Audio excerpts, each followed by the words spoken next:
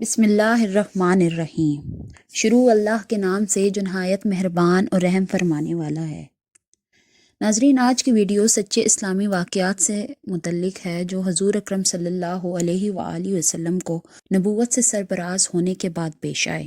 اللہ تعالیٰ میرا اور آپ کا حامی و ناصر ہو۔ ناظرین، ایک روز حضور اکرم صلی اللہ علیہ وآلہ وسلم بیت اللہ میں نماز پڑھ رہے تھے۔ عقبہ بن ابی معیط آیا اور آتے ہی اپنی چادر حضور اکرم صلی اللہ علیہ وآلہ وسلم کے گلے میں ڈال دی اور دھکے دینے لگا۔ آپ صلی اللہ علیہ وآلہ وسلم کا دم گھٹنے لگا۔ اتنے میں حضرت ابو بکر صدیق کو پتہ چلا، وہ تشریف لائے اور دھکے دے کر اس ملعون کو ہٹایا۔ کفار مکہ آپ کو طرح طرح کی تکلیفیں دیں، کبھی جسم اطہر پر نجاست پھینکتے، کبھی گلے میں پھندا ڈالتے، کبھی گھر کے دروازے کے سامنے کانٹے بچھائے تاکہ صبح سویرے جب آپ یا آپ کے بچے باہر نکلیں تو کوئی کانٹا پاؤں میں چبھ جائے۔ گالیاں دی، قتل کے منصوبے بنائے، جس میں اطہر کو لہو لہان کرنے کی کوشش کی۔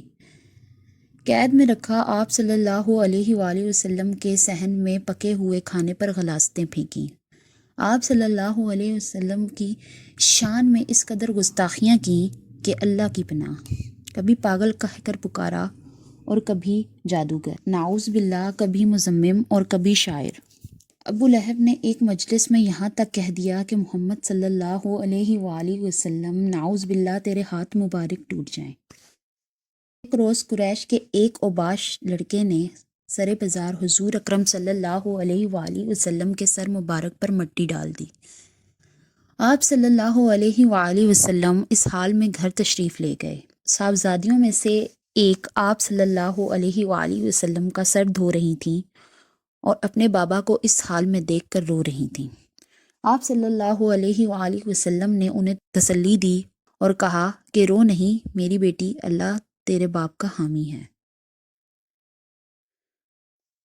اب بڑھتے ہیں آگے تیسرے واقعے کی طرف۔ ابو لہب کے خبث باطن کا یہ حال تھا کہ حضور اکرم صلی اللہ علیہ وآلہ وسلم کے صاحبزادے حضرت قاسم کے بعد دوسرے صاحبزادے حضرت عبداللہ کا بھی انتقال ہو گیا، تو یہ اپنے بھتیجے کے غم میں شریک ہونے کے بجائے خوشی خوشی دوڑتا ہوا قریش کے سرداروں کے پاس پہنچا اور ان کو خبر دی کہ لو، آج محمد صلی اللہ علیہ وآلہ وسلم بے نام و نشان ہو گئے ہیں۔ نبوت سے پہلے نبی کرم صلی اللہ علیہ وآلہ وسلم کی دو صاحبزادیاں ابو لہب کے بیٹوں سے، جن کا نام عتبہ اور عتیبہ تھا، سے بیائی ہوئی تھیں۔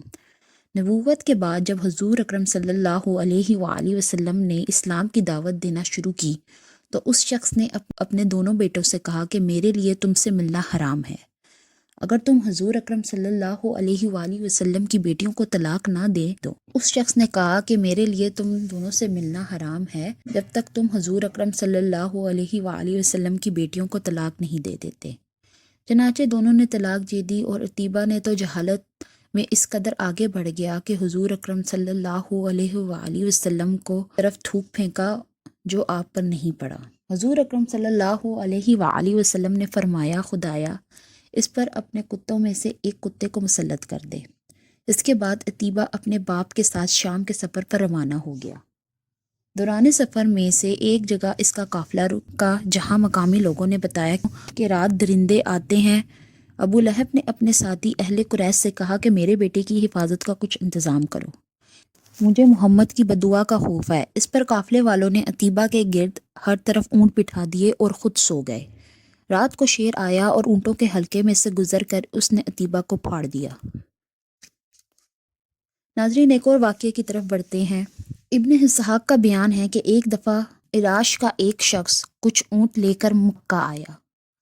ابو جہل نے اس کے اونٹ خرید لیے اور جب اس نے قیمت طلب کی تو ٹال مٹول کرنے لگا۔ عراشی نے تنگ آ کر ایک روز حرم کعبہ میں قریش کے سرداروں کو جا پکڑا اور مجمع عام میں فریاد شروع کر دی۔ دوسری طرف حرم کے ایک گوشے میں نبی کرم صلی اللہ علیہ وآلہ وسلم تشریف فرما تھے۔ سرداران قریش نے اس شخص سے کہا، ہم کچھ نہیں کر سکتے، دیکھو وہ صاحب جو اس کونے میں بیٹھے ہیں، ان سے جا کر کہو، وہ تمہیں تمہارا روپیہ دلوا دیں گے۔ عراشی حضور اکرم صلی اللہ علیہ وآلہ وسلم کی طرف چلا اور قریش کے سرداران نے آپس میں کہا، آج لطف آئے گا۔ عراشی نے جا کر نبی کریم صلی اللہ علیہ وآلہ وسلم کو اپنی شکایت بیان کی۔ آپ صلی اللہ علیہ وآلہ وسلم اس وقت اٹھ کر کھڑے ہوئے اور اسے ساتھ لے کر ابو جہل کے مکان کی طرف روانہ ہوئے۔ سرداروں نے پیچھے ایک آدمی لگا دیا کہ کچھ ہو تو اس کی خبر لے کے آنا۔ حضور اکرم صلی اللہ علیہ وآلہ وسلم سیدھے ابو جہل کے دروازے پر پہنچے اور کنڈی کھٹکائی۔ اس نے پوچھا کون ہے؟ آپ صلی اللہ علیہ وآلہ وسلم نے جواب دیا محمد صلی اللہ علیہ وآلہ وسلم۔ وہ حیران ہو کر باہر نکل آیا۔ آپ صلی اللہ علیہ وآلہ وسلم نے اس سے کہا اس شخص کا حق ادا کرے۔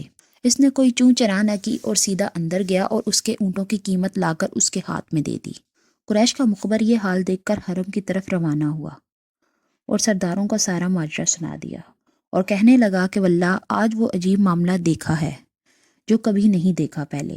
ابو جہل جب نکلا تو محمد صلی اللہ علیہ وآلہ وسلم کو دیکھتے ہی اس کا رنگ افق ہو گیا، اور جب محمد صلی اللہ علیہ وآلہ وسلم نے اس سے کہا کہ اس کا حق ادا کر دے تو یہ معلوم ہوتا تھا کہ جیسے اس کے جسم میں جان ہی نہیں۔ ایک روز حضور اکرم صلی اللہ علیہ وآلہ وسلم اور حضرت ابو بکر صدیق، حضرت عمر فاروق رضی تعالیٰ عنہ اور سعد بن ابی وقاص مسجد حرام میں تشریف فرما تھے کہ بنی زبید کا ایک آدمی آیا اور اس نے کہا قریش کے لوگوں، تمہارے ہاں کون تجارتی مال لانے کی ہمت کرے گا جبکہ تم باہر سے آنے والوں کو ڈوٹ لیتے ہو؟ حضور اکرم صلی اللہ علیہ وآلہ وسلم نے پوچھا کہ تم پر کس نے ظلم کیا ہے؟ تو اس نے کہا ابو الحکیم یعنی ابو جہل۔ اس نے کہا کہ اس نے میرے 3 بہترین اونٹ خریدنے کی خواہش ظاہر کی اور ان کی قیمت بہت کم لگائی۔ اب اس کے مقابلے میں کوئی شخص ان اونٹوں کو اس کی لگائی ہوئی قیمت سے زیادہ خریدنے کے لیے تیار نہیں ہے، اور اس قیمت پر فروخت کر دوں تو سخت نقصان اٹھاؤں گا۔ حضور اکرم صلی اللہ علیہ وآلہ وسلم نے اس سے 3 اونٹ خرید لیے۔ ابو جہل دور بیٹھا ہوا خاموشی سے یہ سارا ماجرا دیکھ رہا تھا۔ حضور اکرم صلی اللہ علیہ وآلہ وسلم کے پاس تشریف لے گئے اور فرمایا خبردار جو تم نے پھر کسی کے ساتھ ایسی حرکت کی جو اس غریب بدو کے ساتھ کی ہے، ورنہ میں بری طرح پیش آؤں گا۔ مشرکین جو وہاں موجود تھے ابو جہل کو شرم دلانے لگے کہ تم محمد صلی اللہ علیہ وآلہ وسلم کے سامنے کیسی کمزوری دکھاتے ہو، شاید تم ان کی پیروی اختیار کرنے والے ہو۔ اس نے کہا باخدا میں ان کی کبھی پیروی نہیں کروں گا، مگر میں نے دیکھا کہ ان کے دائیں اور بائیں کچھ نیز بردار کھڑے ہیں، اور میں ڈرا کہ محمد صلی اللہ علیہ وآلہ وسلم کے حکم سے ذرا بھی سرتابی کی تو وہ مجھے پر ٹوٹ پڑیں گے۔